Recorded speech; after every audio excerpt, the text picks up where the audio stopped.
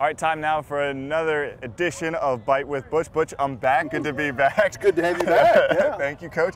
Bye week this week. You're coming off some big games, but you're also mid-season trying to get geared up for the final stretch here. What was this bye week like for you guys? Clean some things up? Well, first of all, the timing was great. Yeah. You got 5 games, got a chance to play, win some games, play a lot of young guys, get a little bit of audition from them, see what kind of contribution that they could make to the team.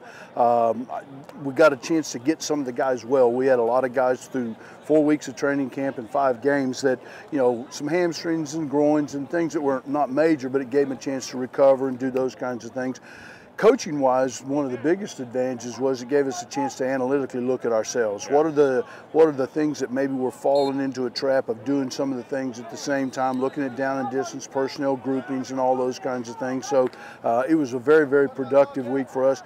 We got started working on Middle Tennessee on Sunday afternoon, so it gave us like an extra day to kind of spend some time on them. We wanted to wait till they played their game on Friday night, and it was a good win. They went on the road at Marshall, won a tough game, their first time to ever beat Marshall and there, and so, you know, they're a good football team. I'm going to ask you about Middle Tennessee in a second, Sure. but you know, the bye week did have a little bit of a downside with losing Furman Silver. What happened there? I tell you what, in practice that day in our 2-minute drill, he came rushing around the edge, and it looked like it was going to maybe be a high ankle sprain. He kind of rolled his ankle over. He kind of got pushed by the offensive lineman on the protections part of it, and unfortunately it turned out to be an Achilles. So he had surgery the next day.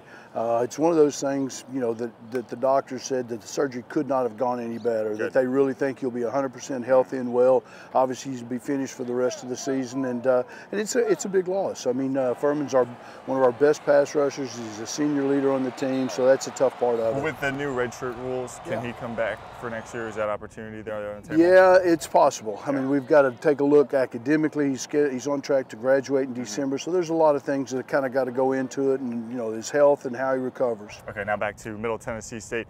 The last 2 weeks, the last 2 games, they've had these second half comebacks. Sure. How do you tell your team, look, even if you get up early on these guys, they've got a lot of experience, especially at quarterback, where they're coming back and winning games? Yeah, they really are. And I think, you know, the one thing that the culture that we've tried to impress upon our players, watch film. Film tells you who the opponent really is, that regardless of what the score might be earlier, you know they're going to compete all 60 minutes. You can watch the quarterback, and he didn't play against us last year, and we had our hands full with Middle Tennessee up there. He's very, very creative. He can extend plays with his arm, get outside, yeah, absolutely, and he's very talented. So this will be a real challenge for our football team to see if we're making the strides we want to make.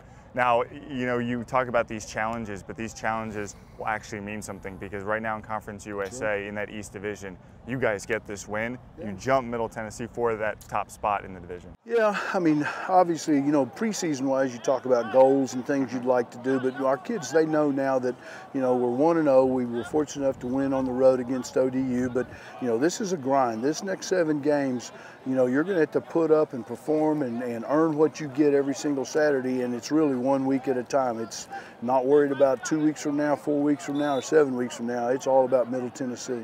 Now, I want to ask you one more thing before we go, because we see your son out here, Drew. Yeah. What's it been like coaching alongside him? You know what? It's great. You know, I mean, obviously he's been flooded with football his entire life. I mean, when I was the head coach, when I was the head coach at the Cleveland Browns, I'd come home, and I actually had a video set up at the house, and he would come home and he would have said, I've got a list, and think about this, he's in like the 5th, 6th, 7th grade, and he's like, I got a list of guys that I've been watching on the point of attack tapes. This guy's better than that guy. So he's been involved in it his entire life. It's great having him here. He's got a lot of enthusiasm. He's been around a lot of great football programs and great players, and he's doing an excellent job recruiting and coaching. Okay, we'll see if Coach Davis and the other Coach Davis and the rest of the FIU Panthers can handle Middle Tennessee State. Another home game here, 7:30.